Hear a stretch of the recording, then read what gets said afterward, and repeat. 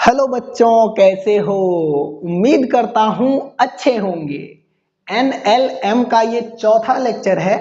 इसमें हम लोग पुली ब्लॉक प्रॉब्लम पढ़ेंगे और साथ में बहुत सारा कॉन्सेप्ट भी क्लियर करेंगे। आज हम लोग जो स्ट्रिंग पढ़ेंगे वो स्ट्रिंग मासलेस और इनएक्सटेंसिबल होगा।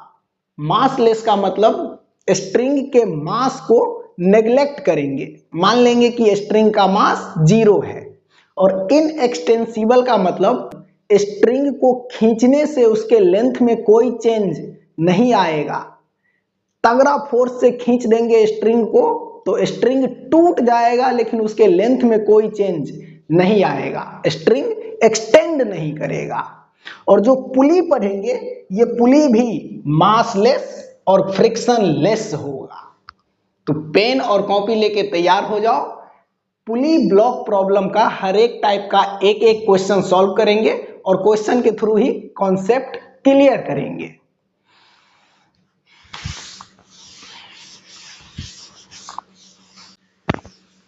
पुली ब्लॉक का पहले सिंपल टाइप देखो।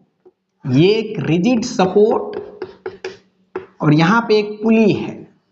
इस पुली के ऊपर से एक स्ट्रिंग ऐसे आया है और इस एंड पे एक ब्लॉक कनेक्ट है। इसका मास है M1। मान लो ये M1 3 kg का है और यही स्ट्रिंग पुली के ऊपर से इस साइड आया है और इस एंड पे एक दूसरा ब्लॉक कनेक्ट है। इसका मास है M2। मान लो इस M2 का वैल्यू 2 kg है। और इससे जस्ट पीछे वाले लेक्चर में हम लोग पढ़ चुके हैं कि अगर स्ट्रिंग मास लेस है और उस स्ट्रिंग में कहीं पे कोई चीज बंधा नहीं है तो स्ट्रिंग के हर एक पॉइंट पे टेंशन इक्वल होगा, तनाव इक्वल होगा। तो इस स्ट्रिंग का टेंशन इस ब्लॉक पे ऊपर की तरफ, क्योंकि स्ट्रिंग हमेशा ऑब्जेक्ट को खींच सकता है अपनी तरफ, धक्का नहीं मार सकता। ये टेंशन मान लो T, तो इतना ही टेंशन इस ब्लॉक पे भी होगा ऊपर की तरफ। स्ट्रिंग मास लेस तो tension at each point on the string are equal. इस ब्लॉक का weight mg vertically downward M1g और इसका वैल्यू होगा M1 है 3 और g का वैल्यू 10 ले लो तो 30 न्यूटन। और इसका भी वेट वर्टिकली डाउनवर्ड M2g, इसका वैल्यू 2 इंटू 10 20 न्यूटन। इस ब्लॉक का नाम दे देते हैं A, इस ब्लॉक का नाम दे देते हैं B। इसमें फाइंड करना है, find acceleration of A, acceleration of B and tension in the string. इस स्ट्रिंग का टेंशन भी फाइंड करना है। तो अब यहां पे देखो, जितने टाइम में जितना लेंथ ये ब्लॉक नीचे आएगा उतना ही टाइम में उतना ही लेंथ ये ब्लॉक ऊपर जाएगा। मतलब दोनों ब्लॉक का डिस्प्लेसमेंट का मैग्नीट्यूड, वेलोसिटी का मैग्नीट्यूड और एक्सीलरेशन का मैग्नीट्यूड इक्वल होगा। सेम स्ट्रिंग से कनेक्ट है दोनों ब्लॉक, तो जितने टाइम में जितना ये नीचे आएगा उतना ही टाइम में उतना ही लेंथ ये ऊपर जाएगा। तो डिस्प्लेसमेंट, वेलोसिटी और एक्सीलरेशन का मैग्नीट्यूड दोनों ब्लॉक का इक्वल होगा। तो यहाँ पे एक्सीलरेशन ऑफ A और एक्सीलरेशन ऑफ B बराबर होगा और इसको मान लो A के बराबर। यही A फाइंड करना है। अब यहाँ पे देखो, ये 3 kg का ब्लॉक नीचे एक्सीलरेट करेगा और ये 2 kg का ब्लॉक ऊपर एक्सीलरेट करेगा।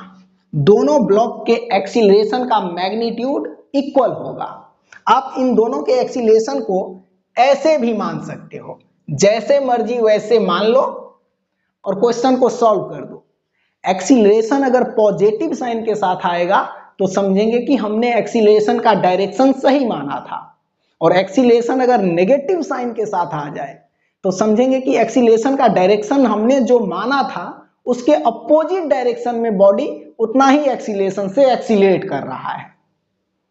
ठीक, अब इन दोनों बॉडी पे सेपरेटली अलग अलग न्यूटन का लॉ लगा दो, F नेट बराबर ma। तो इस बॉडी पे नीचे की तरफ फोर्स है m1g 30 न्यूटन और ऊपर की तरफ फोर्स है T और ये बॉडी नीचे एक्सीलरेट कर रहा है, तो इस बॉडी पे नेट फोर्स होगा m1g माइनस टी,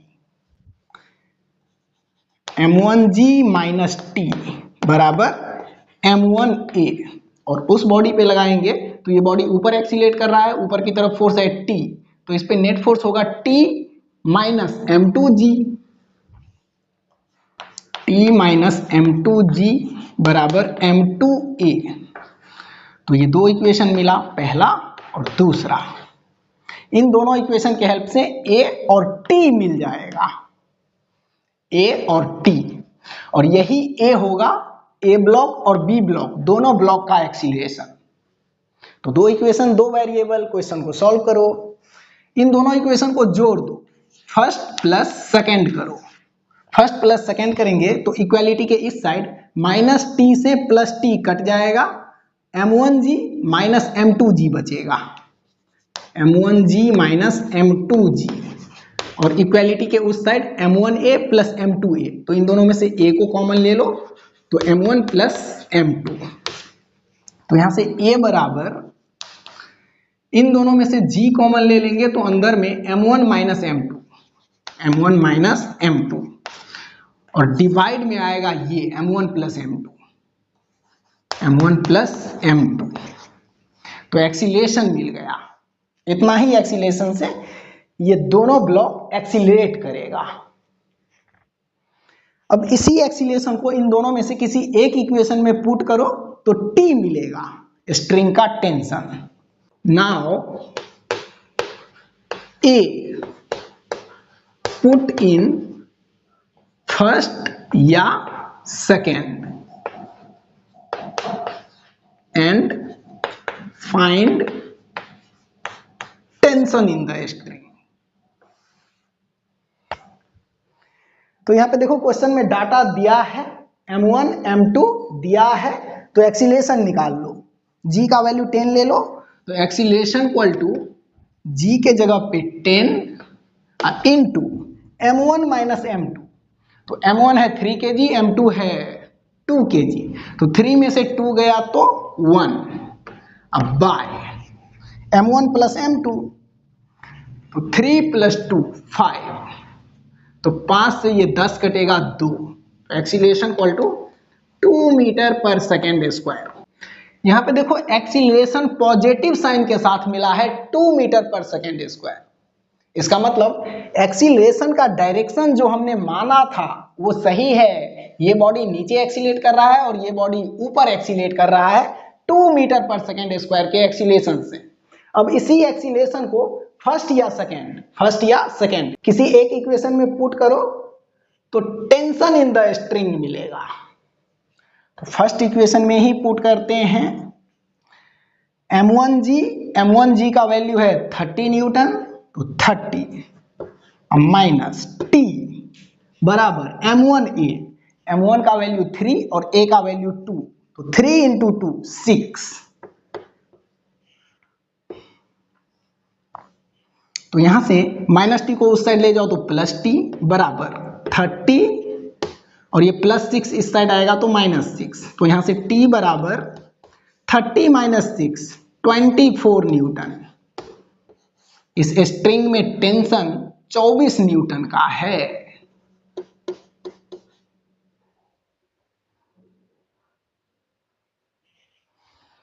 ठीक, इसको एटवुड मशीन भी बोला जाता है।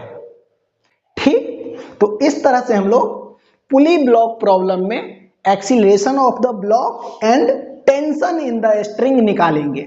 आगे बढ़ते हैं, अब अगला टाइप देखो। अगला टाइप, ये एक रिजिड सपोर्ट, ये पुली, और पुली के ऊपर से एक स्ट्रिंग आया है और यहाँ पे एक ब्लॉक कनेक्ट है, इसका मास है m1 बराबर मान लो 4 kg, और यही स्ट्रिंग पुली के ऊपर से इस साइड आया है और इस एंड पे एक ब्लॉक कनेक्ट है, इसका मास मान लो 3 kg, और इस ब्लॉक से दूसरे स्ट्रिंग के हेल्प से एक और ब्लॉक कनेक्ट है, इसका मास मान लो 2 kg। इस स्ट्रिंग का टेंशन इस ब्लॉक पे ऊपर की तरफ, इस स्ट्रिंग के टेंशन को मान लेते हैं T1 और यही स्ट्रिंग यहां पे आया है तो यहां पे भी इस स्ट्रिंग में इतना ही टेंशन होगा। स्ट्रिंग सेम, स्ट्रिंग मासलेस, तो tension at each point on the string are equal. तो इस पॉइंट पे भी इस स्ट्रिंग में इस ब्लॉक पे ऊपर की तरफ इतना ही टेंशन होगा T1 और ये दूसरा स्ट्रिंग है तो स्ट्रिंग चेंज होगा तो टेंशन भी चेंज हो जाएगा। तो इस स्ट्रिंग में टेंशन इस स्ट्रिंग के टेंशन से अलग होगा। इस स्ट्रिंग का टेंशन इस ब्लॉक पे नीचे की तरफ और इस ब्लॉक पे ऊपर की तरफ, और इस स्ट्रिंग के टेंशन को मान लो T2। ठीक, इस ब्लॉक का नाम दे दो A, इसका B, इसका C। इस ब्लॉक का weight mg vertically downward, m1g, इसका वैल्यू 4 × 10 40 न्यूटन। इस ब्लॉक का भी wait vertically downward m3g, m3 है 2 तो m3g का वैल्यू 20 न्यूटन। इस ब्लॉक का वेट भी वर्टिकली डाउनवर्ड होगा m2g, m2g और m2 है 3 तो m2g का वैल्यू 30 न्यूटन। अब इन तीनों ब्लॉक का एक्सीलरेशन और टेंशन इन दिस स्ट्रिंग और टेंशन इन दिस स्ट्रिंग, ये तीन वेरिएबल फाइंड करना है। क्वेश्चन है find acceleration of blocks and T1 T2। यहां पे ध्यान से देखो तो ये दोनों ब्लॉक अगर नीचे आएगा तो ये A ब्लॉक ऊपर जाएगा, या फिर A ब्लॉक नीचे आएगा तो ये दोनों ब्लॉक ऊपर जाएगा। तो जितने टाइम में जितना ये ब्लॉक चल रहा है उतना ही टाइम में उतना ही ये ब्लॉक भी चल रहा है और उतना ही टाइम में उतना ही ये ब्लॉक भी चल रहा है। तो तीनों ब्लॉक का डिस्प्लेसमेंट, वेलोसिटी और एक्सीलरेशन का मैग्नीट्यूड इक्वल होगा और जैसे मर्जी वैसे एक्सीलरेट करा दो इसको और क्वेश्चन को सॉल्व कर दो। एक्सीलरेशन पॉजिटिव साइन के साथ आएगा तो समझेंगे कि एक्सीलरेशन का डायरेक्शन हमने सही माना था, और एक्सीलरेशन नेगेटिव साइन के साथ आ गया तो समझेंगे कि एक्सीलरेशन का डायरेक्शन जो हमने माना था उसके अपोजिट में बॉडी उतना ही एक्सीलरेशन से एक्सीलरेट कर रहा है। तो हम मान लेते हैं कि ये ब्लॉक नीचे एक्सीलरेट कर रहा है A एक्सीलरेशन से, ये नीचे आएगा तो ये दोनों ब्लॉक ऊपर एक्सीलरेट करेगा A एक्सीलरेशन से, ऊपर एक्सीलरेट करेगा A एक्सीलरेशन से। अब इन तीनों ब्लॉक पे सेपरेटली अलग अलग F नेट बराबर ma लगा दो तो तीन वेरिएबल तो तीन इक्वेशन भी मिलेगा, तो क्वेश्चन सॉल्व हो जाएगा। इस ब्लॉक पे लगाते हैं पहले F नेट बराबर ma।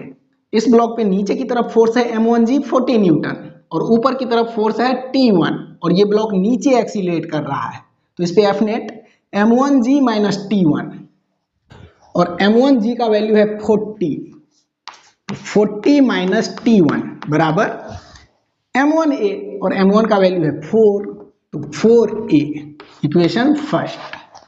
अब इस ब्लॉक पे लगाओ तो ये ब्लॉक ऊपर एक्सीलरेट कर रहा है, ऊपर की तरफ फोर्स है T1 और नीचे की तरफ फोर्स है T2 प्लस m2g और ऊपर एक्सीलरेट कर रहा है तो ये T1 बड़ा होगा इन दोनों से तो इस पे नेट फोर्स होगा T1 minus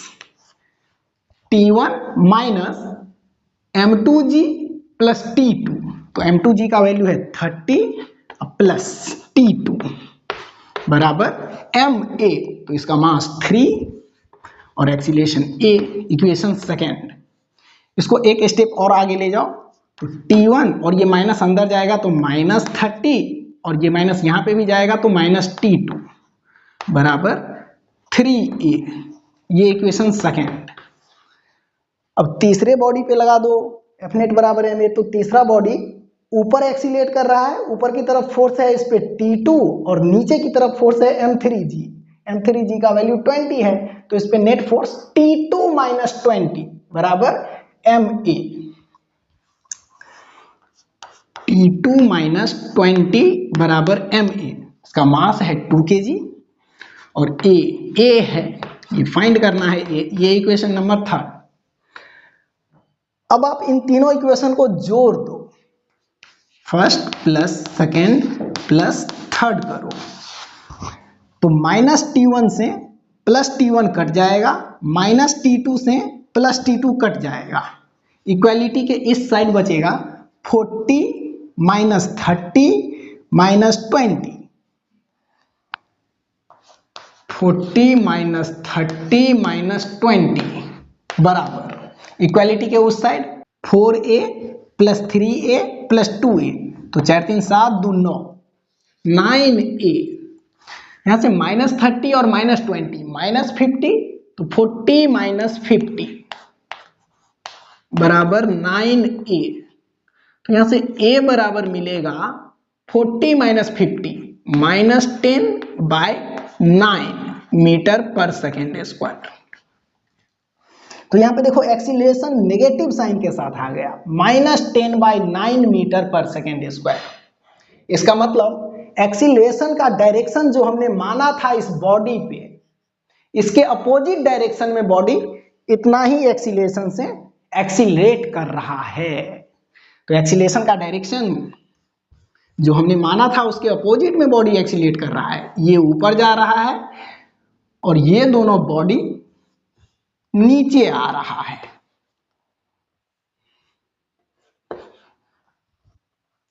(10/9 metre per second square के एक्सीलरेशन से। अब इसी एक्सीलरेशन को फर्स्ट इक्वेशन में यहां पे पुट करेंगे तो T1 मिलेगा, तो करो 40 -T1 बराबर 4a, 4 इंटू a के जगह पे -10/9, a का वैल्यू यहां पे साइन के साथ पुट करना है, तो -10/9। अब यहां पे देखो -T1 उस साइड जाएगा तो +T1 बराबर इस साइड 40 पहले से है और ये -10 इंटू 4 -40/9, इसको इस साइड करेंगे तो +40/9। तो इन दोनों में से 9 एलसीएम आएगा, 9 चौका 36, 360 प्लस 40 बराबर T1। तो T1 का वैल्यू मिलेगा यहां से 360 प्लस 40 400/9 न्यूटन, ये मिला T1।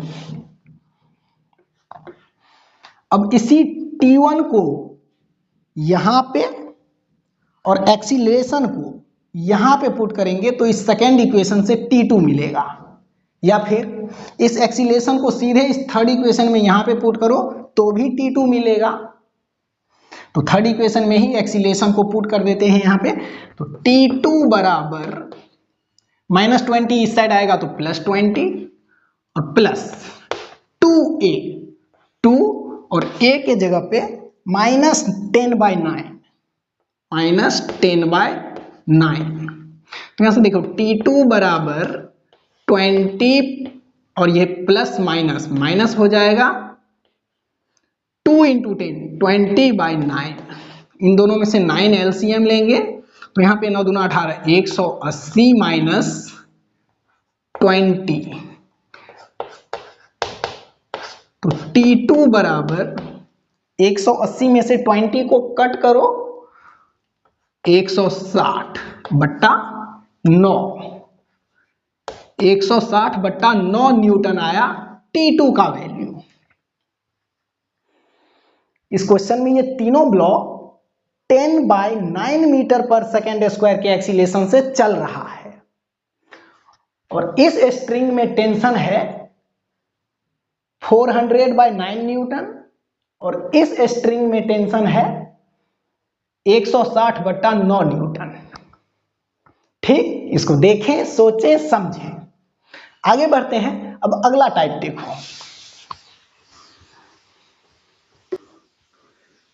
इस टाइप में एक पुली को मूव कराएंगे, ये एक हॉरिजेंटल सरफेस और यहां पे एक पुली है, ये फिक्स पुली है और यहां पे एक ब्लॉक है, इसका मास m1 और इस ब्लॉक से एक स्ट्रिंग कनेक्ट है जो इस पुली के ऊपर से ऐसे नीचे आया है और यहां पे एक मूवेबल पुली है, ये पुली मूव करेगा और ये स्ट्रिंग इस पुली के नीचे से ऊपर गया है और यहाँ पे एक रिजिड सपोर्ट से कनेक्ट है, और एक ब्लॉक इस पुली से स्ट्रिंग के हेल्प से सीधे कनेक्ट है दूसरे स्ट्रिंग के हेल्प से। इस ब्लॉक का मास मान लो m2। यहां पे देखो ये स्ट्रिंग और ये स्ट्रिंग अलग है, तो इन दोनों स्ट्रिंग में टेंशन भी अलग होगा। तो इस स्ट्रिंग का टेंशन इस ब्लॉक पे इस डायरेक्शन में लगेगा, इस स्ट्रिंग के टेंशन को T1 मान लो। इस पुली पे इस स्ट्रिंग का टेंशन ऊपर की तरफ लगेगा, ये T1 है, ये टेंशन भी ऊपर की तरफ T1 है, और इस स्ट्रिंग के टेंशन को T2 मान लेते हैं। इस स्ट्रिंग का टेंशन इस पुली पे नीचे की तरफ और इस ब्लॉक पे ऊपर की तरफ, इस स्ट्रिंग के टेंशन को T2 मान लो। इस ब्लॉक का नाम दे देते हैं A, इस ब्लॉक का नाम दे देते हैं B। तो इस तरह के क्वेश्चन में 4 वेरिएबल फाइंड करने को बोलेगा। A ब्लॉक का एक्सीलेशन, B ब्लॉक का acceleration, tension in this string and tension in this string. इसमें फाइंड करना है acceleration of A, acceleration of B, T1 and T2। तो 4 वेरिएबल के लिए 4 इक्वेशन भी चाहिए। अब यहां पे देखो A ब्लॉक का एक्सीलेशन और B ब्लॉक का एक्सीलेशन इक्वल होगा क्या? जितने टाइम में जितना लेंथ B ब्लॉक नीचे आएगा उतना ही टाइम में उतना ही लेंथ A ब्लॉक भी इधर जाएगा क्या? करके देख लो। B ब्लॉक को अगर x लेंथ नीचे खींचेंगे तो ये B ब्लॉक सीधे इस पुली से कनेक्ट है, तो ये पुली भी x लेंथ नीचे आएगा, मतलब पुली का ये पॉइंट x लेंथ नीचे आएगा और इस पुली का ये पॉइंट भी x लेंथ नीचे आएगा। पुली का ये पॉइंट x लेंथ नीचे आएगा, मतलब ये स्ट्रिंग x लेंथ नीचे खिंचाएगा, ये स्ट्रिंग x लेंथ इधर खिंचाएगा, ये स्ट्रिंग x लेंथ इधर खिंचाएगा और ये स्ट्रिंग सीधे इस A ब्लॉक से कनेक्ट है, तो A ब्लॉक x लेंथ आगे खिंचा जाएगा, यहां पे आ जाएगा।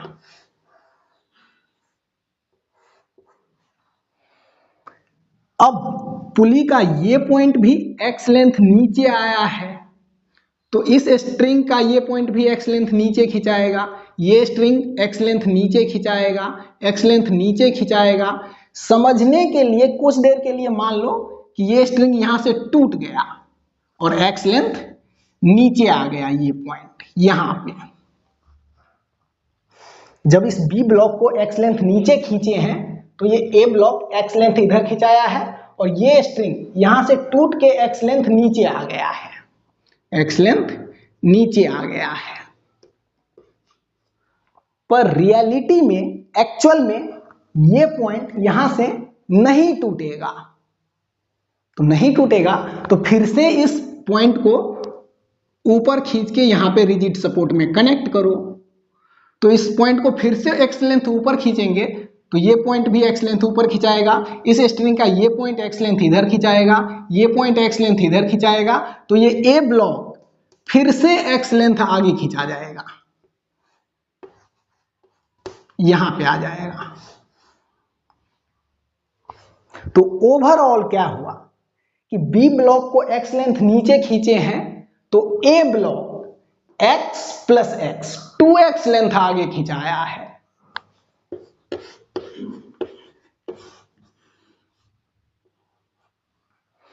तो अगर B ब्लॉक का डिस्प्लेसमेंट XB होगा तो A ब्लॉक का डिस्प्लेसमेंट कितना होगा?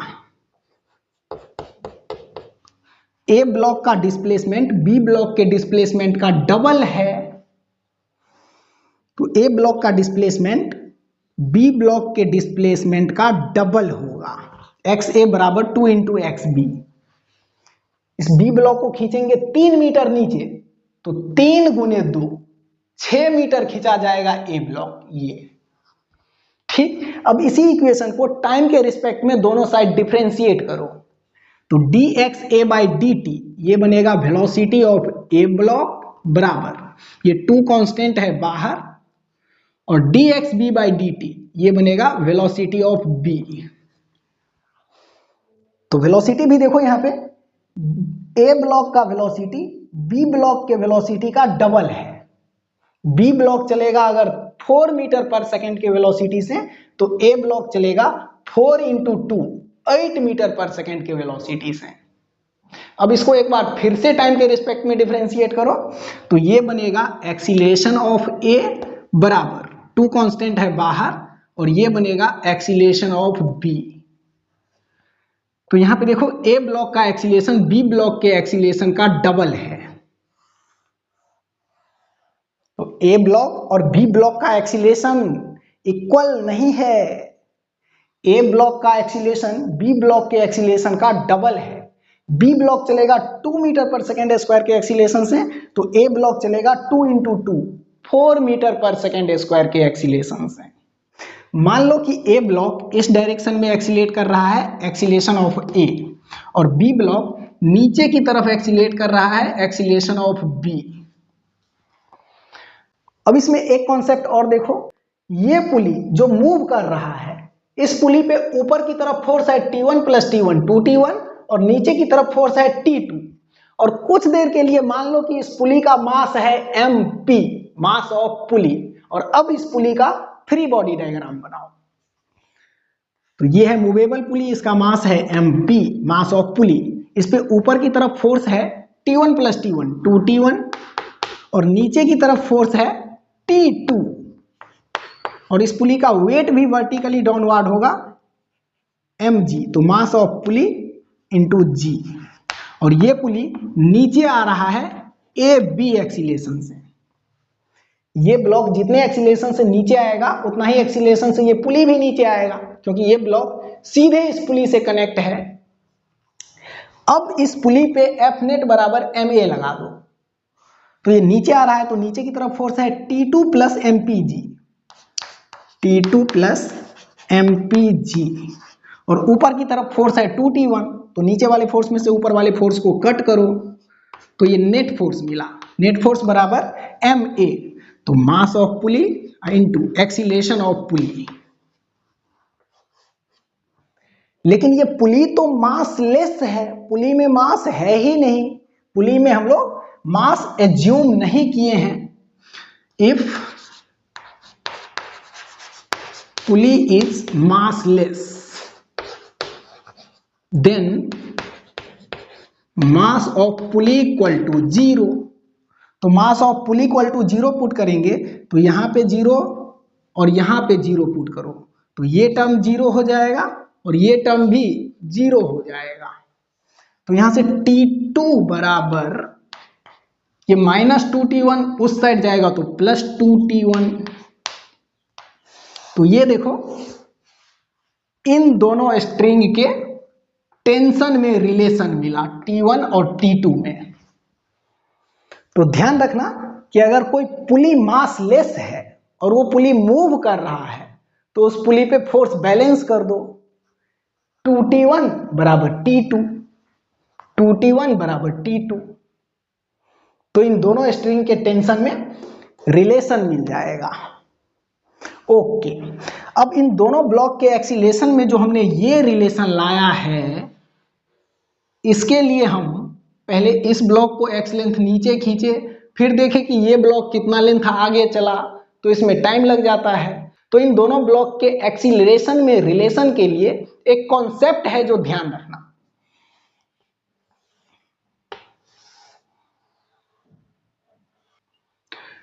Product of acceleration and tension of each block are equal. Product of acceleration and tension of each block are constant. ये कॉन्सेप्ट ध्यान रखना।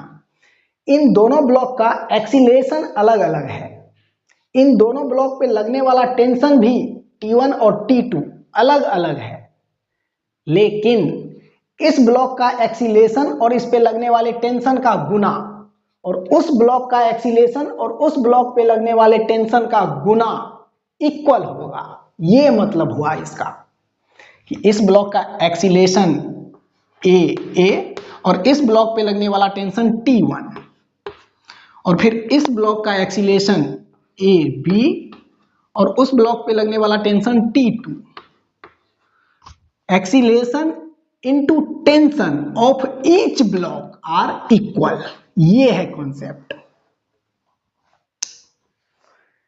इसमें देखो T2 के जगह पे अगर हम यहां से T2 का वैल्यू पुट करेंगे 2T1 तो एक्सीलरेशन में रिलेशन मिलेगा ऐसा ही। Acceleration of A into T1 बराबर acceleration of B into T2 के जगह पे 2T1। तो यहां पे देखो T1 से T1 कट जाएगा और एक्सीलरेशन ऑफ A बराबर 2 into acceleration of B, 2 into acceleration of B। ये देखो यही मिला। तो दो ब्लॉक के एक्सीलरेशन में रिलेशन लाने के लिए हम इस तरह से प्रोसेस में नहीं जाएंगे, सिंपली कॉन्सेप्ट लगा देंगे acceleration and tension of each block are equal. ठीक, तो यहां से देखो एक्सीलरेशन में रिलेशन एक इक्वेशन ये, दोनों स्ट्रिंग के टेंशन में रिलेशन एक इक्वेशन ये, और सेपरेटली अलग अलग इन दोनों ब्लॉक पे एफ नेट बराबर एम ए लगाएंगे तो दो इक्वेशन और मिलेगा। तो एक दो और दो एफ नेट बराबर एम ए से, तो दो दो चार, चार इक्वेशन चार वेरिएबल, तो आसानी से कैलकुलेट हो जाएगा। इस ब्लॉक पे एफ नेट बराबर एम ए लगाएंगे तो यहाँ पे देखो इस कॉन्टेक्ट में इस ब्लॉक पे नॉर्मल रिएक्शन होगा इस डायरेक्शन में, कॉमन कॉन्टेक्ट सरफेस के परपेंडिकुलर डायरेक्शन में, और इसका वेट mg वर्टिकली डाउनवर्ड, और इसका मोशन इस डायरेक्शन में नहीं है, तो नॉर्मल रिएक्शन और वेट बैलेंस होगा, एक दूसरे को कैंसिल आउट कर देगा। तो इस पे नेट फोर्स ओनली ये T1, तो इस पे एफ नेट होगा T1 बराबर ma, तो इसका मास है m1 और इसका एक्सीलरेशन है a, और यही एफ नेट बराबर ma इस पे लगाओ तो ये नीचे एक्सीलरेट कर रहा है ab एक्सीलरेशन से, तो नीचे की तरफ इसका वेट होगा m2g, और ऊपर के डायरेक्शन में इस पे फोर्स है T2, तो इस पे net force m2g minus T2 बराबर m2ab, m2 acceleration of b। एक इक्वेशन ये, एक इक्वेशन ये, एक इक्वेशन ये और चौथा इक्वेशन ये। तो इन चार इक्वेशन के हेल्प से ये चारों वेरिएबल कैलकुलेट हो जाएगा। इसमें दो कॉन्सेप्ट ध्यान रखना, ये दोनों कि मूवेबल पुली पे फोर्स बैलेंस कर देना है, कि अगर मूवेबल पुली मास लेस है तो मूवेबल पुली पे फोर्स बैलेंस कर देना है 2T1 बराबर T2, 2T1 बराबर T2। और दोनों ब्लॉक के एक्सीलरेशन में रिलेशन के लिए ये कॉन्सेप्ट ध्यान रखना, acceleration and tension of each block are equal. ठीक, तो इसको देखें, सोचें और समझें। इसी कॉन्सेप्ट पे एक क्वेश्चन कर लो।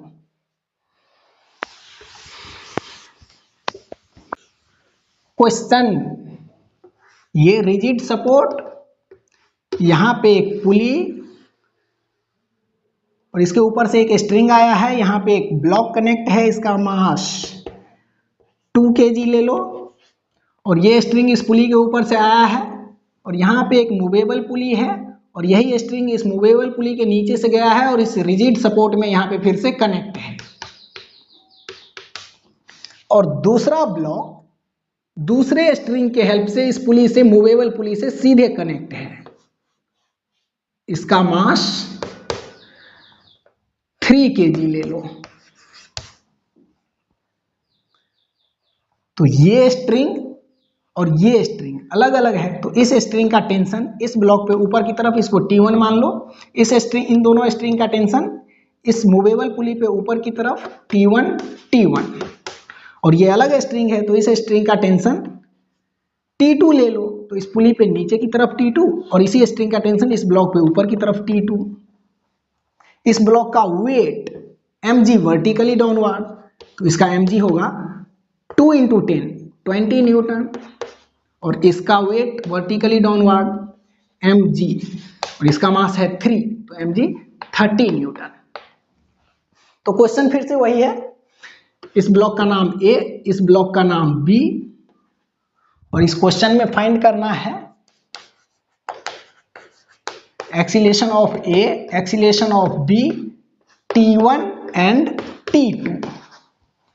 तो स्क्रीन को पॉज करें और क्वेश्चन को ट्राई करें। इसका कॉन्सेप्ट अभी अभी पढ़े हैं, हम इसे सॉल्व करते हैं।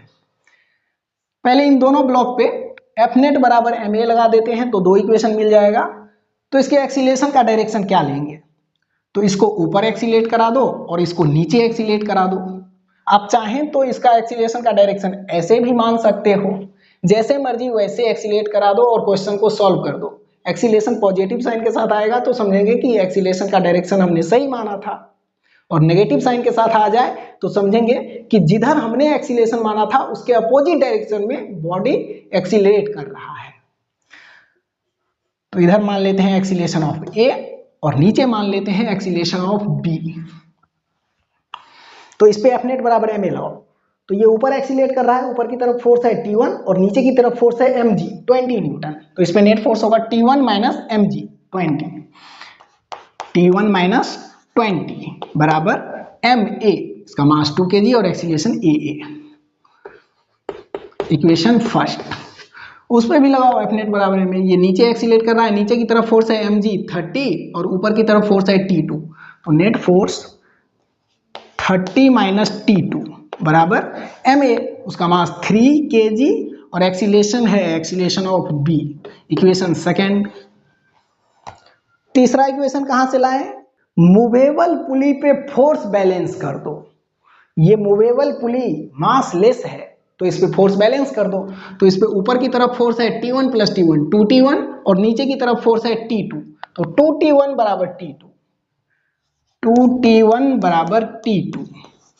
ये तीसरा इक्वेशन। चौथा इक्वेशन कहां से लाए, acceleration into tension of each block are equal. तो इस ब्लॉक का एक्सीलरेशन है A और इस ब्लॉक पे लगने वाला टेंशन है T1, और फिर इस ब्लॉक का एक्सीलरेशन है AB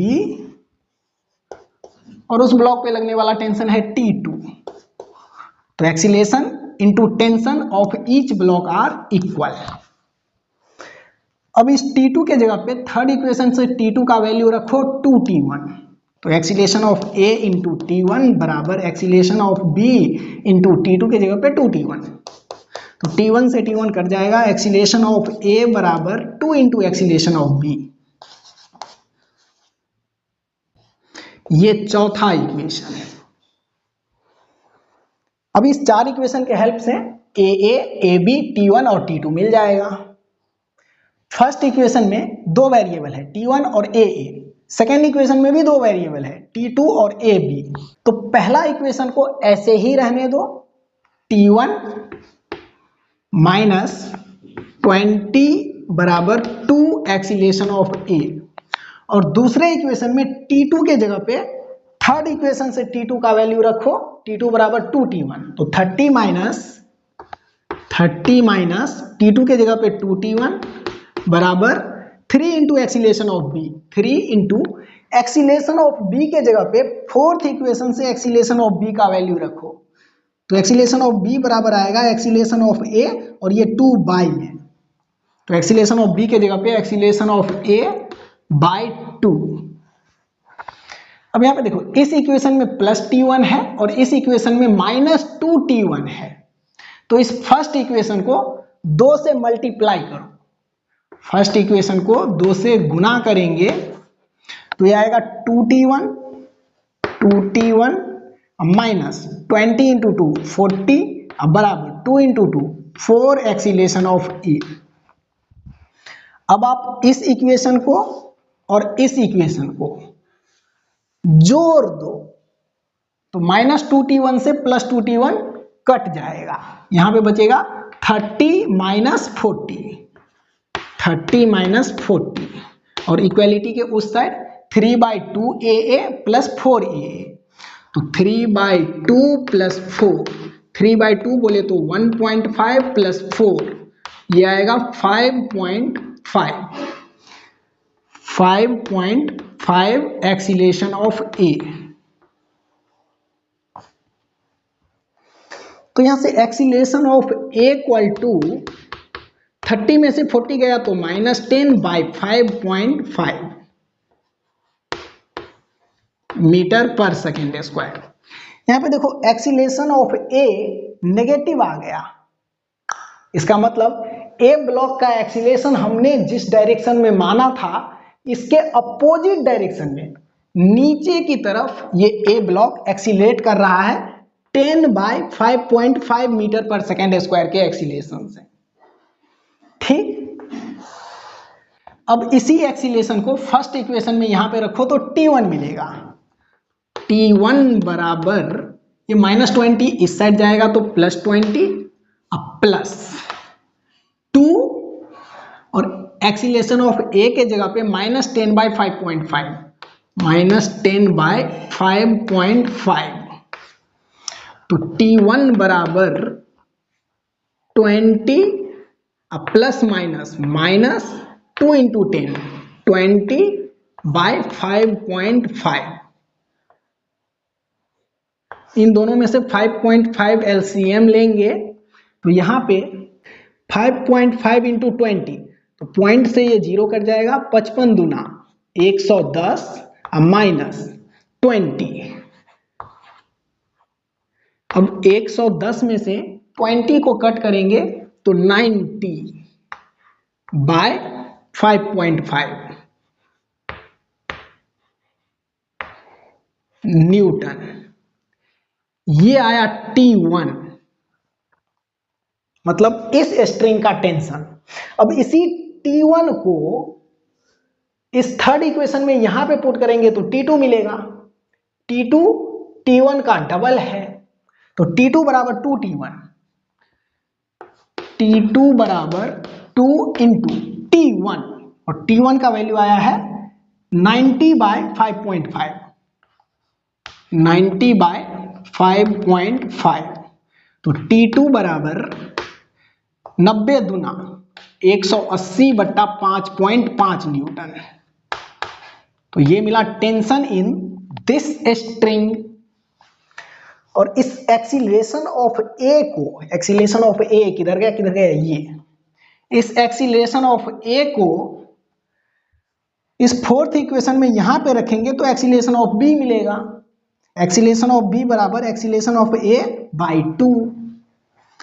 एक्सीलरेशन ऑफ बी बराबर एक्सीलरेशन ऑफ ए बाई 2 और एक्सीलरेशन ऑफ ए है -10/5.5 तो एक्सीलरेशन ऑफ बी बराबर -10/5.5 बाई 2 तो इस 2 से ये 10 कटेगा 5 तो -5/5.5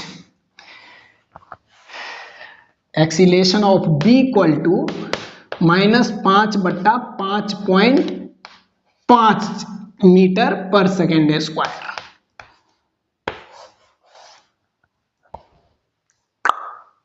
तो इस तरह से इन 4 इक्वेशन के हेल्प से हम इस टाइप के क्वेश्चन में जिसमें पुली मूव कर रहा है, इस टाइप के क्वेश्चन में acceleration of A, acceleration of B मतलब जितना भी ब्लॉक होगा सभी ब्लॉक का एक्सीलरेशन और जितना भी स्ट्रिंग होगा सभी स्ट्रिंग में टेंशन निकाल सकते हैं। तो इसको देखें, सोचें, समझें और कॉन्सेप्ट को पकड़ें। यहाँ पे ए और बी ब्लॉक का एक्सीलरेशन नेगेटिव आया है, इसका मतलब ए ब्लॉक और बी ब्लॉक का एक्सीलरेशन हमने जिस डायरेक्शन में माना था इसके अपोजिट में ये ए और बी एक्सीलरेट कर रहा है। ए नीचे आ रहा है और बी ऊपर एक्सीलरेट कर रहा है। ठीक, आगे बढ़ते हैं। अब अगला क्वेश्चन देखो। क्वेश्चन अगर ऐसा आ जाए, बहुत सारा पुली, बहुत सारा ब्लॉक अगर आ जाए ऐसे, ये एक पुली जो कि फिक्स है और इस पुली के ऊपर से एक स्ट्रिंग आया है और यहाँ पे एक ब्लॉक कनेक्ट है, इसका मास m1, इस ब्लॉक का नाम A और यही स्ट्रिंग इस पुली के ऊपर से नीचे आया है। यहाँ पे एक मूवेबल पुली है, ये स्ट्रिंग फिर से ऊपर गया है, यहाँ पे भी एक पुली है और ये फिक्स पुली है। ये स्ट्रिंग फिर से नीचे आया है और यहाँ पे एक मूवेबल पुली है और ये स्ट्रिंग ऊपर गया है और यहाँ पे एक फिक्स पुली है और यही स्ट्रिंग फिर से यहाँ पे नीचे आया है और यहाँ पे एक दूसरा ब्लॉक कनेक्ट है, इसका मास है m2, इस ब्लॉक का नाम B। और इन दोनों मूवेबल पुली से सीधे एक एक ब्लॉक कनेक्ट है। इस ब्लॉक का मास m3, इसका मास m4, इस ब्लॉक का नाम C, इस ब्लॉक का नाम D। तो यहां पे देखो ये सेम स्ट्रिंग है जो ऐसे ऐसे ऐसे ऐसे यहां से यहां तक गया है, तो इसमें जो टेंशन होगा यहाँ पे इस ब्लॉक पे ऊपर की तरफ, वही टेंशन यहाँ पे, इसको T1 मान लेते हैं, वही टेंशन यहाँ पे और वही टेंशन यहाँ पे T1। और ये दोनों स्ट्रिंग अलग अलग है, तो इसमें टेंशन मान लो T2 और इसमें टेंशन मान लो T3। और मान लो कि ये A ब्लॉक नीचे एक्सीलेट कर रहा है, एक्सीलेशन ऑफ A, ये C ब्लॉक ऊपर एक्सीलेट कर रहा है, एक्सीलेशन ऑफ C, ये D ब्लॉक नीचे एक्सीलेट कर रहा है, एक्सीलेशन ऑफ D, और ये B ब्लॉक ऊपर एक्सीलेट कर रहा है या नीचे, जिधर मर्जी उधर मान लो, नीचे एक्सीलेट कर रहा है, एक्सीलेशन ऑफ B। एक्सीलेशन अगर पॉजिटिव साइन के साथ आएगा तो समझेंगे कि एक्सीलेशन का डायरेक्शन हमने सही माना है, और नेगेटिव साइन के साथ आ जाए तो समझेंगे कि हमने जिधर एक्सीलेशन माना है उसके अपोजिट में बॉडी एक्सीलेट कर रहा है। तो यहां पे देखो फाइंड करना है इसमें acceleration of A, acceleration of B, acceleration of C, acceleration of D, T1, T2 and T3। 1 2 3 4 5 6 7, 7 variable है तो 7 इक्वेशन भी चाहिए। तो 1 2 3 4 इन चारों ब्लॉक पे सेपरेटली एफ नेट बराबर ma लगाएंगे तो 4 इक्वेशन मिलेगा। इस ब्लॉक का वेट m1g वर्टिकली डाउनवर्ड, इस ब्लॉक का भी वेट m3g वर्टिकली डाउनवर्ड, इस ब्लॉक का वेट m4g वर्टिकली डाउनवर्ड, और इस ब्लॉक का वेट भी m2g वर्टिकली डाउनवर्ड। अब ये ब्लॉक नीचे आ रहा है AA एक्सीलेशन से, तो इस पे नेट फोर्स होगा m1g minus T1, m1g minus T1 बराबर m1a। पहला इक्वेशन एक्सीलेशन ऑफ A है ये। दूसरे ब्लॉक पे लगाओ इस B ब्लॉक पे, तो वो नीचे एक्सीलेट कर रहा है AB एक्सीलेशन से, तो उस पे नेट फोर्स होगा m2g minus T1, m2g minus T1 बराबर m2 एक्सीलेशन ऑफ B। ये सेकेंड इक्वेशन। इस C ब्लॉक पे लगाओ तो C ब्लॉक ऊपर एक्सीलेट कर रहा है, ऊपर की तरफ फोर्स है T2, तो इस पे नेट फोर्स होगा T2 minus M3G, T2 minus M3G बराबर MA। तो M3 और acceleration of C। Third equation D block पे लगाओ, D ब्लॉक नीचे एक्सीलेट कर रहा है तो उस पे net force M4G minus T3 बराबर M4 और एक्सीलेशन ऑफ D। ये चौथा इक्वेशन। 1 2 3 4 5 6 7, 7 वेरिएबल है तो 7 इक्वेशन भी चाहिए, जिसमें से 4 इक्वेशन आ गया इन चारों बॉडी पे एफ नेट बराबर ma लगाने से। पांचवा इक्वेशन कहां से मूवेबल पुली पे फोर्स बैलेंस कर दो। तो ये दोनों पुली मूवेबल पुली है, मूव कर रहा है, मासलेस है, तो फोर्स बैलेंस होगा इस पे। तो इस पे ऊपर की तरफ है T1 प्लस T1 2T1 और नीचे की तरफ T2, तो 2T1 बराबर T2।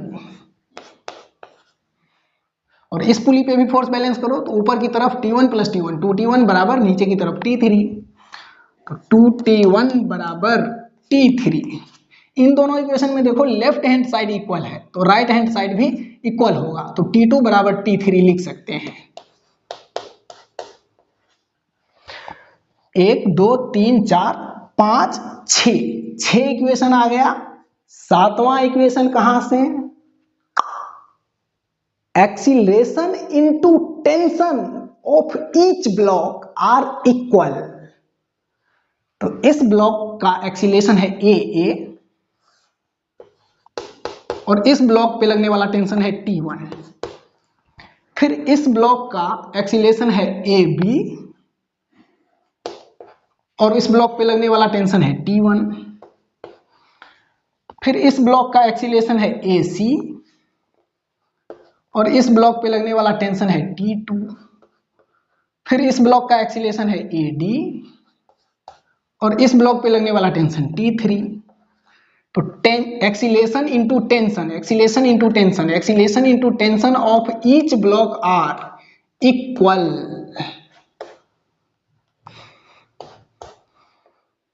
तो ये 7वां इक्वेशन।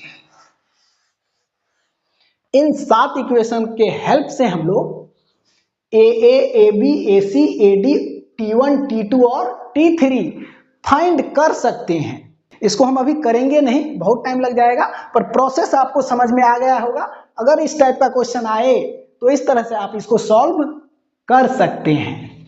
आगे बढ़ते हैं। अब अगला टाइप देखो।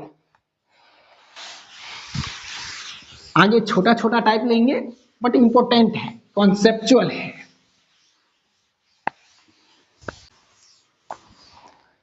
टाइप देखते जाओ।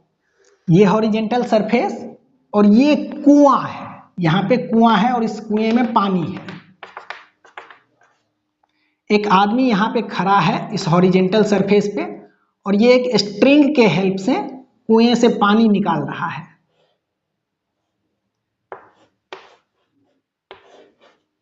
इस आदमी का मास है m और यहीं पे अगर सिस्टम ऐसा हो जाए, ये हॉरिजेंटल सरफेस, इस पे एक आदमी यहां पे खड़ा है, इस आदमी का मास m और पानी है यहां पे कुआं में और यहां पे एक रॉड है ऐसे, इस रॉड में यहां पे एक पुली है और एक स्ट्रिंग इस आदमी के हाथ में आया है इस पुली के ऊपर से और यही स्ट्रिंग इस पुली के ऊपर से इस साइड इस कुएं में आया है। यहां पे एक कंटेनर लगा है पानी निकालने वाला। तो यहां पे बताओ कि इस आदमी के पैर और ग्राउंड के कांटेक्ट में कितना दबाव होगा, नॉर्मल रिएक्शन कितना होगा, और यहां पे इस आदमी के पैर और ग्राउंड के कांटेक्ट में कितना दबाव होगा, नॉर्मल रिएक्शन कितना होगा, बताइए। तो मान लो कि इस स्ट्रिंग में टेंशन है T, तो ये T इस आदमी पे नीचे की तरफ लगेगा। इस आदमी का वेट mg वर्टिकली डाउनवर्ड और इस आदमी के पैर और ग्राउंड के कांटेक्ट का नॉर्मल रिएक्शन इस आदमी पे कॉमन कांटेक्ट सरफेस के परपेंडिकुलर डायरेक्शन में ऊपर की तरफ, और ये आदमी वर्टिकल डायरेक्शन में मोशन नहीं कर रहा है तो वर्टिकल डायरेक्शन में फोर्स बैलेंस होगा। तो कर दो बैलेंस, ऊपर की तरफ नॉर्मल रिएक्शन और नीचे की तरफ T प्लस mg। तो नॉर्मल रिएक्शन बराबर T प्लस mg। यहां पे देखो इस आदमी के पैर और ग्राउंड के कांटेक्ट का दबाव, ये दबाव इस आदमी के वेट मतलब mg से भी ज्यादा है। और यहां पे निकालो, यहां पे नॉर्मल रिएक्शन निकालो।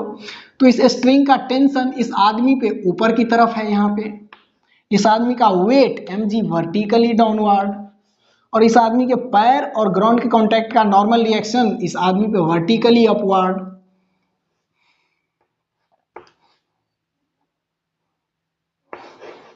और यहां पे इस आदमी का मोशन भी वर्टिकल डायरेक्शन में नहीं है तो फोर्स बैलेंस कर दो, ऊपर की तरफ T प्लस नॉर्मल और नीचे की तरफ mg। तो T प्लस नॉर्मल रिएक्शन बराबर mg, तो नॉर्मल रिएक्शन बराबर mg और ये T उस साइड जाएगा तो माइनस T। यहां पे देखो इस आदमी के पैर और ग्राउंड के कांटेक्ट का दबाव इस आदमी के वेट से mg से कम है, mg में से कुछ कट रहा है और जितना बच रहा है उतना ही दबाव है यहां पे। तो अगर ये ग्राउंड कमजोर है, ज्यादा वजन बर्दाश्त नहीं कर रहा है, तो कुएं से पानी निकालने के लिए ये तरीका बेस्ट है। ओके, अगला टाइप देखो आप,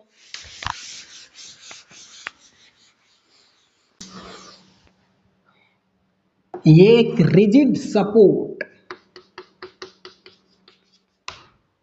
और इसके एक स्ट्रिंग कनेक्ट है, एक और स्ट्रिंग कनेक्ट है और इस स्ट्रिंग पे एक बंदर ऊपर चढ़ रहा है ए एक्सीलेशन से।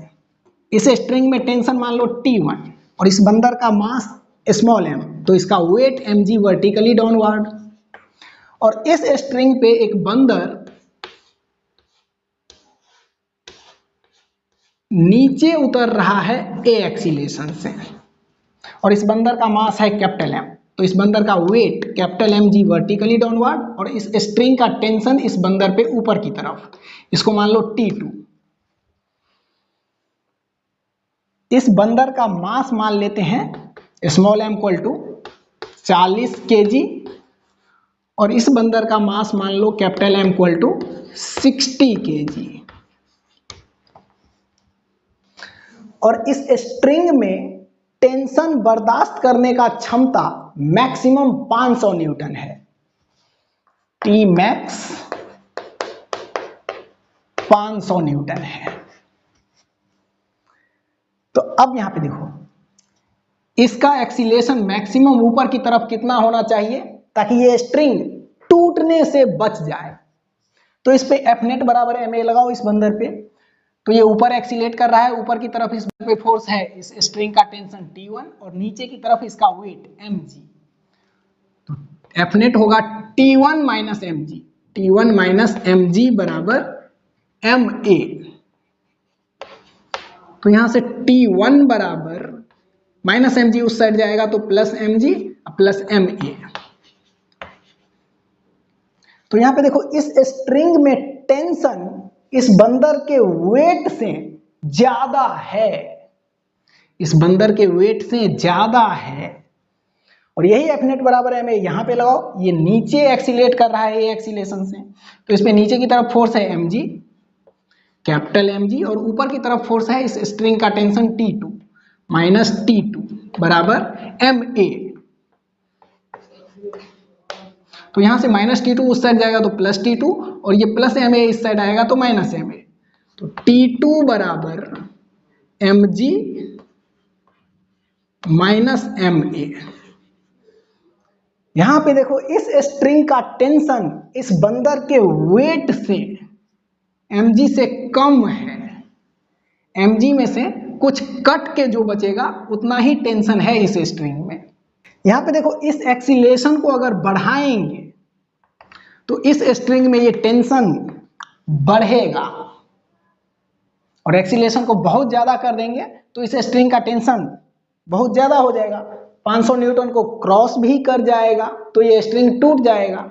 तो क्वेश्चन यहाँ पे यही है कि इस बंदर का मैक्सिमम एक्सीलेशन कितना होना चाहिए ताकि स्ट्रिंग टूटने से बच जाए। तो इस स्ट्रिंग के टेंशन का जो मैक्सिमम क्षमता है बर्दाश्त करने का वो यहाँ पे पुट करो, T1 के जगह पे 500। इतने टेंशन के करेस्पॉन्डिंग जो एक्सीलेशन होगा वही एक्सीलेशन मैक्सिमम होगा। mg का वैल्यू 40 इंटू 10 400 प्लस ma, तो मास है 40 और एक्सीलेशन जो भी मिलेगा ये मैक्सिमम एक्सीलेशन मिलेगा। इससे ज्यादा एक्सीलेशन करेंगे तो स्ट्रिंग का टेंशन 500 से ज्यादा हो जाएगा तो स्ट्रिंग टूट जाएगा। तो यहां से देखो 500 और इस 400 को इस साइड लाएंगे तो माइनस 400, तो 500 माइनस 400 100 बराबर 40 a मैक्स, तो a मैक्स बराबर 100 बटा 40, तो 0 से 0 कटेगा, 2 से कट करेंगे तो नीचे 2 ऊपर 5, 5 बटा 2 मतलब 2.5 मीटर पर सेकेंड स्क्वायर। ये मैक्सिमम एक्सीलेशन है, इससे ज्यादा एक्सीलेशन से इस स्ट्रिंग पे चढ़ेगा ये बंदर तो इस स्ट्रिंग का टेंशन 500 से ज्यादा हो जाएगा तो ये स्ट्रिंग टूट जाएगा। अब यहां पे देखो इस बंदर का मास है 60 kg तो इस बंदर का वेट होगा mg 600 न्यूटन। तो अगर इस बंदर का एक्सीलेशन 0 है, अगर इस बंदर का एक्सीलेशन 0 है ये नीचे ऊपर एक्सीलेट नहीं कर रहा है, सिंपली स्ट्रिंग को पकड़ के ऐसे लटका हुआ है।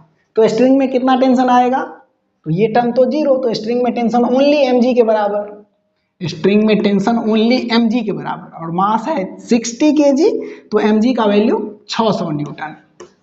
और स्ट्रिंग बर्दाश्त कर सकता है 500 न्यूटन के टेंशन को, तो इस 600 न्यूटन को नहीं संभाल पाएगा। इसका मतलब ये बंदर अगर सिंपली स्ट्रिंग को पकड़ के ऐसे लटका है तब भी स्ट्रिंग टूट जाएगा। अब इसको एक्सीलेशन से नीचे उतारो, तो एक्सीलेशन बढ़ेगा, तो इस 600 में से mg में से कुछ कट होगा, एक्सीलेशन को और बढ़ाएंगे तो और कट होगा, और बढ़ाएंगे तो और कट होगा, मतलब इसको एक्सीलेट कराएंगे नीचे की तरफ तो टेंशन घटेगा। तो कम से कम कितने एक्सीलेशन से नीचे उतारें इस बंदर को ताकि ये टेंशन 500 न्यूटन हो जाए, स्ट्रिंग टूटने से बच जाए। तो इस टी के जगह पे ये 500 रख दो, 500 बराबर mg 600 है माइनस इसका मास है 60 और a, यहां से जो भी a मिलेगा उतने एक्सीलेशन से नीचे उतारेंगे तो इस स्ट्रिंग में टेंशन 500 न्यूटन होगा और ये स्ट्रिंग टूटने से बच जाएगा। और इससे ज्यादा एक्सीलेशन से नीचे उतारेंगे तो mg में से और कट हो जाएगा, तो टेंशन और कम हो जाएगा, तब तो ये नहीं टूटेगा। तो पहले 500 न्यूटन के करेस्पॉन्डिंग एक्सीलेशन निकालो। तो 500, इस 600 को इस साइड लाएंगे तो माइनस में आएगा, 500 में से 600 गया तो माइनस 100 बराबर माइनस 60a, तो 0 से 0 कटेगा, a बराबर 10/6, ये माइनस से माइनस भी कट जाएगा, 10/6 बोले तो 5/3 मीटर पर सेकेंड स्क्वायर। इतने एक्सीलेशन से अगर ये बंदर नीचे उतरेगा तो इस स्ट्रिंग में टेंशन 500 न्यूटन होगा, और इससे ज्यादा एक्सीलेशन से बंदर नीचे उतरेगा तो स्ट्रिंग में टेंशन 500 से भी कम हो जाएगा, तो स्ट्रिंग और नहीं टूटेगा। ठीक, तो यही है ए मिनिमम कि कम से कम इतना एक्सीलेशन से बंदर को उतरना चाहिए। इससे कम करेगा एक्सीलेशन तो फिर ये क्वांटिटी मतलब स्ट्रिंग में टेंशन 500 न्यूटन से ज्यादा होगा तो स्ट्रिंग टूट जाएगा।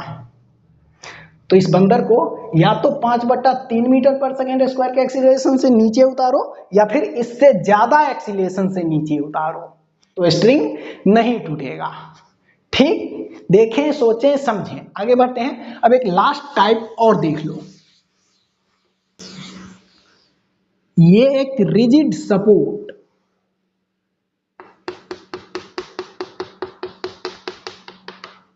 इससे एक स्ट्रिंग कनेक्ट है और इस स्ट्रिंग के इस एंड से एक ब्लॉक कनेक्ट है, इसका मास मान लो 2 kg, और इस ब्लॉक से एक दूसरा स्ट्रिंग कनेक्ट है और इस स्ट्रिंग से एक ब्लॉक यहां पे कनेक्ट है, इसका मास मान लो 3 kg। और यही फिगर यहां पे बनाते हैं, ये स्ट्रिंग, ये ब्लॉक 2 kg और ये दूसरा स्ट्रिंग और फिर यहां पे एक ब्लॉक 3 kg।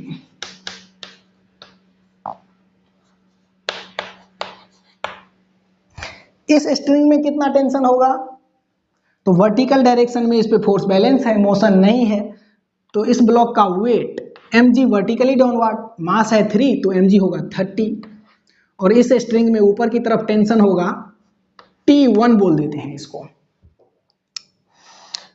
तो इस पे फोर्स बैलेंस कर दो, T1 बराबर 30, तो T1 का वैल्यू आया 30 न्यूटन।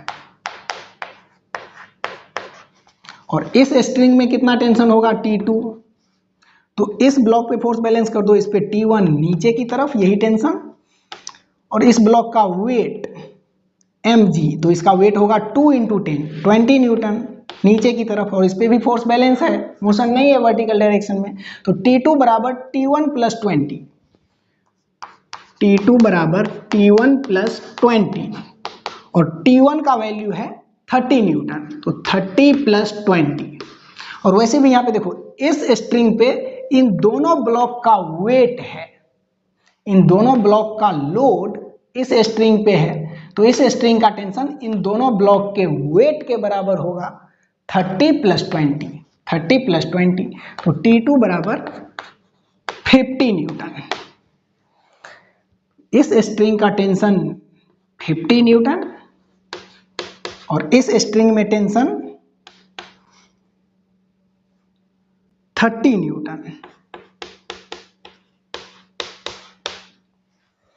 अब यहां पे इस ब्लॉक पे नीचे की तरफ एक एक्सटर्नल फोर्स लगाते हैं हाथ से, स्लोली धीरे धीरे फोर्स बढ़ाएंगे नीचे की तरफ, फोर्स लगाते हैं, इसको इंक्रीज करेंगे स्लोली और इस ब्लॉक पे भी नीचे की तरफ एक फोर्स लगाओ झटके के साथ, इंपल्सिव फोर्स, झट से, ये फोर्स इंपल्सिव है। और ये सभी स्ट्रिंग सेम है और इस स्ट्रिंग में मैक्सिमम टेंशन बर्दाश्त करने का क्षमता मान लो 100 न्यूटन है, मैक्सिमम टेंशन बर्दाश्त कर सकता है 100 न्यूटन का। तो इस फिगर में बताओ, यहां पे स्लोली फोर्स बढ़ाएंगे तो पहले कौन सा स्ट्रिंग टूटेगा, ये वाला या ये वाला? तो यहां पे जब फोर्स नहीं लगाए थे तो T1 का वैल्यू 30 न्यूटन है और इस T2 का वैल्यू 50 न्यूटन है। यहां पे इस फोर्स को अगर 10 न्यूटन करेंगे तो इस 10 न्यूटन का इफेक्ट, रिएक्शन इस स्ट्रिंग पे भी जाएगा और इस स्ट्रिंग पे भी जाएगा। तो इस फोर्स को 10 न्यूटन करेंगे तो इस स्ट्रिंग में टेंशन होगा 40 और इस स्ट्रिंग में टेंशन हो जाएगा 50 + 10 60। और बढ़ाओ 20 न्यूटन कर दो तो इस स्ट्रिंग में टेंशन होगा 30 + 20 50 न्यूटन और इस स्ट्रिंग में टेंशन होगा 50 + 20 70 न्यूटन। अब इस फोर्स को अगर धीरे से बढ़ा के 50 न्यूटन कर दें तो इस स्ट्रिंग में टेंशन आएगा 50 + 30 80 न्यूटन का और 80 न्यूटन पे ये नहीं टूटेगा, लेकिन इस स्ट्रिंग में टेंशन आ जाएगा, पहले से 50 है, 50 का रिएक्शन और जाएगा तो 100 न्यूटन। अब 50 से थोड़ा सा भी बढ़ाएंगे तो इस स्ट्रिंग का टेंशन 80 से थोड़ा बढ़ेगा और इस स्ट्रिंग का टेंशन 100 से थोड़ा बढ़ेगा। तो 100 से जैसे ही थोड़ा बढ़ेगा तो ये स्ट्रिंग टूट जाएगा। तो अगर स्लोली यहां पे फोर्स बढ़ाएंगे तो पहले ये स्ट्रिंग टूटेगा इस फिगर में। और इस फिगर में ये फोर्स कैसा है? इंपल्सिव फोर्स है, झटके वाला। तो इस फोर्स का रिएक्शन भी इस स्ट्रिंग पे जाएगा और फिर इस स्ट्रिंग पे जाएगा, लेकिन पहले किस स्ट्रिंग पे जाएगा? झटके के साथ ऐसे फोर्स लगाएंगे तो इसका रिएक्शन पहले इस पे जाएगा फिर इस पे जाएगा।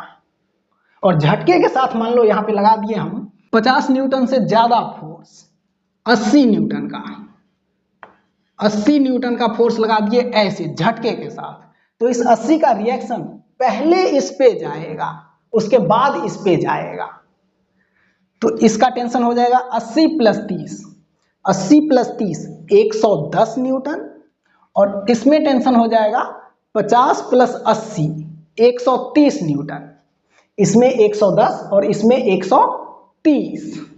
तो आप बोलोगे कि दोनों स्ट्रिंग टूट जाएगा क्योंकि बर्दाश्त करने का क्षमता 100 न्यूटन ही है, लेकिन इसका रिएक्शन पहले किस स्ट्रिंग पे गया? तो पहले इस पे गया तो ये हो गया 30 + 80 110 न्यूटन और बर्दाश्त कर सकता है 100 न्यूटन का ही, तो ये स्ट्रिंग पहले ही टूट जाएगा। जब तक इस फोर्स का रिएक्शन इस स्ट्रिंग पे पहुंचेगा तब तक ये स्ट्रिंग टूट चुका है। तो झटके के साथ अगर फोर्स लगाएंगे तो पहले ये स्ट्रिंग टूटेगा। ठीक, समझ में आया? अगर इस स्ट्रिंग को तोड़ना है तो यहां पे फोर्स स्लोली बढ़ाओ, धीरे धीरे फोर्स इंक्रीज करो यहां पे, तो ये स्ट्रिंग पहले टूट जाएगा। और अगर इस स्ट्रिंग को तोड़ना है, इस वाले को, तो यहां पे इंपल्सिव फोर्स लगा दो, झटके के साथ तगड़ा फोर्स लगा दो तो ये स्ट्रिंग टूट जाएगा। तो जिस स्ट्रिंग को मर्जी उस स्ट्रिंग को तोड़ सकते हैं। आज के इस लेक्चर में हम लोग पुली ब्लॉक प्रॉब्लम और भी बहुत सारा कॉन्सेप्ट क्लियर कर चुके हैं। अगले लेक्चर में इंक्लाइंड प्लेन पे स्ट्रिंग ब्लॉक प्रॉब्लम पढ़ेंगे। तो आज के लिए इतना ही, मिलते हैं अगले वीडियो में।